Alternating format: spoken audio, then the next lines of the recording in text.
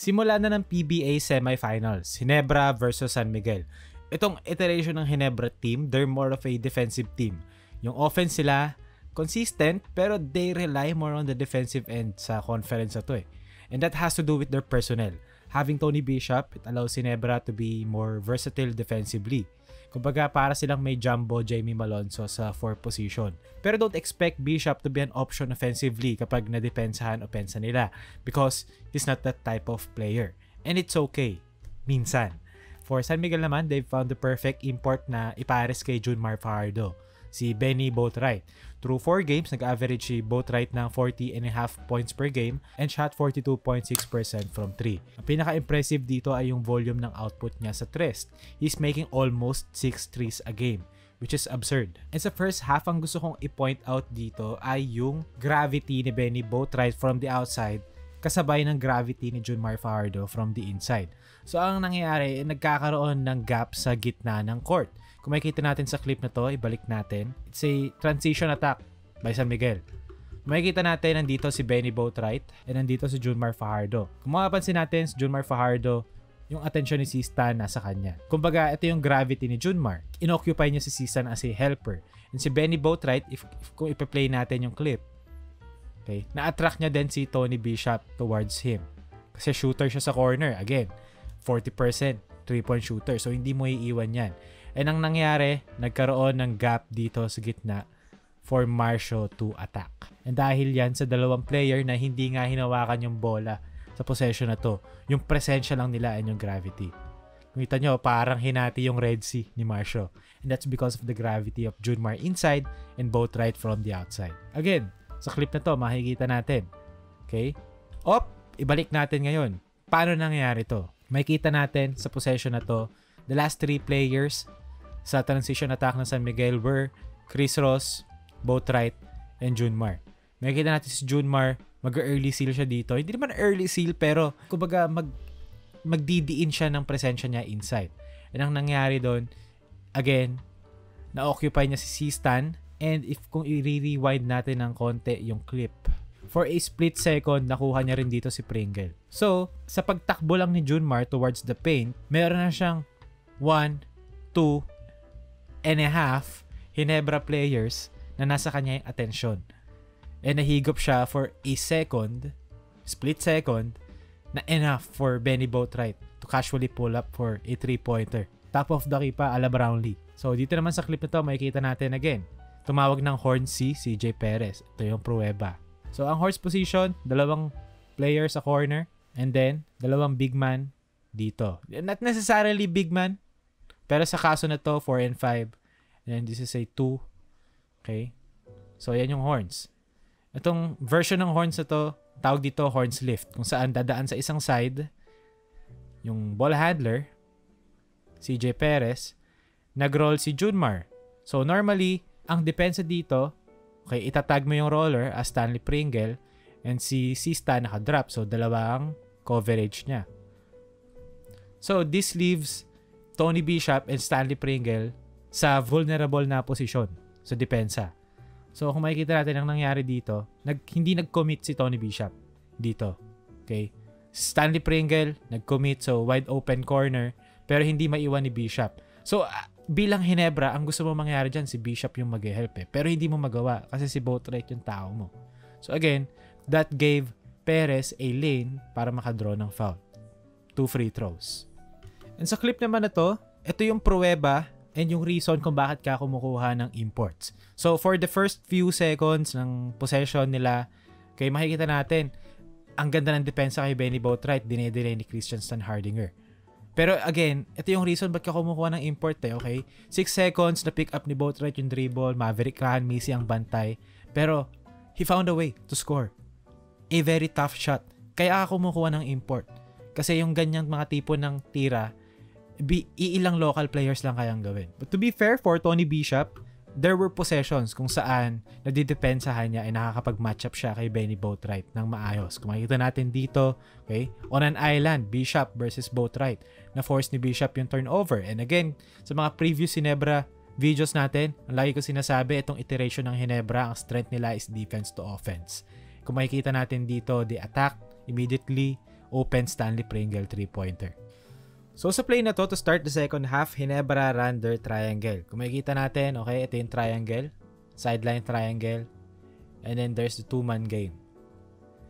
So hindi na sila pumunta doon sa sideline triangle, diretso sila sa pinch post with Jamie and Tony Bishop. Ginawa nilang ball screen, may rebound screen cut dito sa weak side, just basically a double screen for Stanley Pringle. Okay, and then ito, pick and roll. So ang purpose ng rebound screen cut is ma-occupy tong tatlong defenders na to para hindi sila makapag-help pag-roll ni Bishop after ng ball screen. So, i-play natin. Tignan natin ang mangyayari. Okay. Ball screen. Scottie Thompson, pumunta sa corner, relocate after ng rebound screen cut. So, nahila niya dito si Chris Ross, occupying the helper. And si Stan, tao niya si Junmar. So, Junmar, probably, hindi niya iiwan si Stan kung may iiwan si Marshall sa play na to kasi open layup yun pagka-drop pass. So, anong nangyari? Well defended by San Miguel. So, pumunta sa high-low ang Ginebra. Bishop failed to catch the ball. Turnover. Kumpara naman natin sa San Miguel, okay? Bola kay Marcio. Kung makikita natin, detail dito. Okay? Si Junmar Fajardo, yung gravity niya, hinihigop si Stan. Just like Stan kanina kay Junmar. So, X na yan. Hindi na mag-help yan unless i-play ni Stan to ng tama. So, naka-front si Jamie Malonzo kay Boatwright. Okay? Naka-front siya dito. So, obviously, open tong spot na to for Boatwright. So, tama yung ginawa ni Marshall Lassiter to pass the ball. Not directly to Boatwright, pero pinasa niya to this spot sa open. And dahil yung gravity ni Junmar sobrang lakas, hindi na naka-help si Stan ng on time. May kita natin, Boatwright, use a pump fake, andun na si Stan but it's too late. 2 points. And now sa play naman na to for Ginebra, they've defended quite well sa game na to. Kung makikita natin, okay, na-steal ni Scottie Thompson yung bola and then diretso sila sa fast break. Yun talaga yung isa sa mga strengths nila this conference. Forcing their opponents to miss shots or turn the ball over sabay tatakbuhan nila. And doon nila nakukuha madalas yung points nila. And again, for Ginebra, nice defensive possession. Kung makikita natin dito, si Japet Aguilar, ang ganda ng laro kay Junmar Fajardo sa possession na to. Okay, San Miguel struggled to get the ball to Junmar. Isa doon kasi yung on-ball defense was particularly tight. They disrupt the ball handler. So, mas nagugulo and mas nadidelay yung mga pasa. Kung makikita natin, nilalaro din ni Japet yung angles. So, ito, nilalabanan niya yung angle para makapunta siya sa harap. And then, pagka-swing naman ng bola, pagkapunta kay Chris Ross, kung makikita nyo, okay, nilabanan ulit ni Japet. Tinatry niyang pumunta sa harap and by this time, 3 seconds na si Junmar. Great defense. Pero for San Miguel, ang magandang ginawa nila dito is sinimplify na lang nila, okay? In-empty na nila yung isang side. Hinayaan na lang nila sa isang shooter dito with Marcio and isang Junmar para hindi na mahirapang ibigay yung bola kay Junmar. So sa play na to na ibigay kay Junmar successfully and they spread the floor, okay? Shooter all over the court. Bukod kay Chris Ross na pag playoffs naman shooter din. So ayun, nakascore si Junmar 2 points. And to Tony Bishop's credit, na pag-usapan natin kanina yung depensa ni Bishop na nandiyan siya sa Ginebra not to be an offensive threat but to hopefully be a defensive menace. Kung makikita natin sa possession na to, he defended Boatwright quite well. Okay? Initially, fino-force niya si Boatwright sa left hand. Kung makikita natin, ayan o. Yung angle ng paa ni Tony Bishop, palitan natin yung kulay. Yung angle ng paa ni Tony Bishop, he's forcing Boatwright to dribble with his left hand. For context lang si Boatwright, hindi siya yung import na panay dribble. And para mapwersa ng Ginebra si Boatwright sa game na to, na mag-dribble, ibig sabihin nun, they've done a great job containing Boatwright. Kung makikita natin, okay, jab step, rip through to his right hand, pero ang nangyari doon, nag-drive siya into traffic kasi meron Jamie Malonzo dito, help defender. And may Scottie Thompson na willing mag-help off Chris Ross. So they forced the turnover. And for Ginebra, again, sa play na to, nakapag-force sila ng miss. And then dire-diretso sila takbo para makascore ng easy 2 points. Pero ang question kasi dito, ganong ka-sustainable yung ganitong tipo ng laro? Yung aasa ka sa defensive stop and sa transition or sa fast break para makascore ng easy 2 points. Kasi half court, decent sila pero hindi sila yung team na mag-generate ng 2 points kada baba. Kasi yung team nila, nagre-rely sa execution rather than self-creation, which is to me pag nagka dikit-dikit na yung laro, doon na magkakaroon ng problema. And yun exactly yung nangyari sa game na to. Possession na to, actually, Ginebra played great defense. Okay? Si Bishop, kung makikita natin, initially, napwersa niya na naman si Boatwright maging dribbler with his left hand. So si Boatwright, ang ginawa, tinry niyang pumunta sa right hand niya and he fumbled the ball. Okay? With 4 second shot clock remaining, ang gagawin mo, pupull up ka na lang ng long 3-pointer. It's great defense from Ginebra, pero grabe hustle dito ni CJ Perez, giving them another opportunity to score. So now, di ba, ang unfortunate kasi good defensive possession na sana siya Pero dito, nagresulta pa siya into free throws.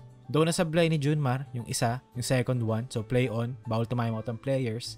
Pero again, dito lalabas yung sinasabi ko na ang hirap mag-rely sa depensa all game. Kasi darating ka sa point na to na kailangan mo ng score, down 1, with 16 seconds shot clock remaining, or game clock rather. So makikita mo yung import mo, ipapasap yung tira to AC stand mid-range na, alam mo yun, tira naman niya pero sayang kasi wala kang go-to guy And again, magsasablay ulit ng free throw dito ang San Miguel. Scottie Thompson with the ball, walang go-to guy. So anong nangyari? Turnover na naman and Ginebra lose to San Miguel 90-92.